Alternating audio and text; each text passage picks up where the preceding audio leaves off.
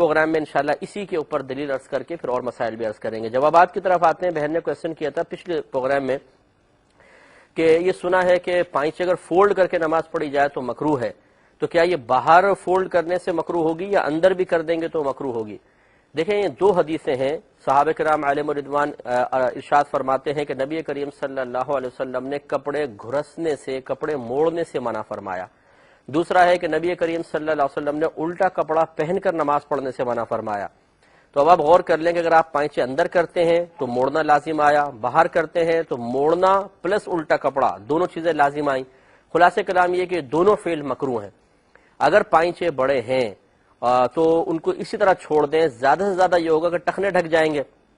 تو شریعت کو دیکھیں اصل مطلوب ہے تکبر سے آزادی، ٹخنے ڈھکوانا یہ شریعت کو مطلوب اور محبوب، اصل مقصود یہ نہیں ہے، ورنہ اگر ایسا ہوتا تو آپ موزے پہن کے نماز پڑھتے تو وہ بھی مکروہ ہوتا، اس لیے کہ ٹخنے ڈھکے ہوئے ہیں۔ اصل یہ ہے کہ نبی کریم صلی اللہ علیہ وسلم یہ چاہتے ہیں کہ انسان کے دل سے تکبر نکلے، اس کے لیے ٹخنوں کو کھولنے کا حکم دیا گیا۔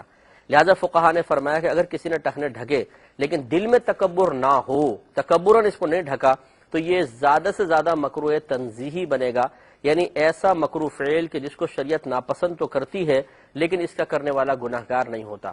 اور وہ جو دو عمل ہیں کہ الٹا کپڑا پہن کے نماز پڑھنا یا کپڑا موڑ کے نماز پڑھنا، وہ مکروہ تحریمی ہے، اس لیے کہ نبی کریم صلی اللہ علیہ وسلم نے سختی سے ان سے منع فرما دیا۔ جب منع فرما دیا تو اس کا ترک مکروہ تحریمی بنتا ہے اور اس میں انسان گناہگار ہوگا۔ تو جب دو چیزیں خرابیاں جمع ہو جائیں، مثال کے طور پہ آپ آفس میں گئے ہیں، اب لازم بات ہے کہ آفس کی ریکوائرمنٹ ہے، پینٹ آپ ایسی تو نہیں پہن سکتے کہ آدھی پنڈلی تک اونچی پینٹ آپ سلوا کر آفس جائیں گے، تو یہ تو ممکن نہیں ہے۔ اب وہاں پہ دو چیزیں جمع ہو گئی، نماز پڑھنا ہے، اب اگر پائچے فولڈ کرتے ہیں مکروہ تحریمی، ایسے چھوڑ کے پڑھتے ہیں مکروہ تنزیہی۔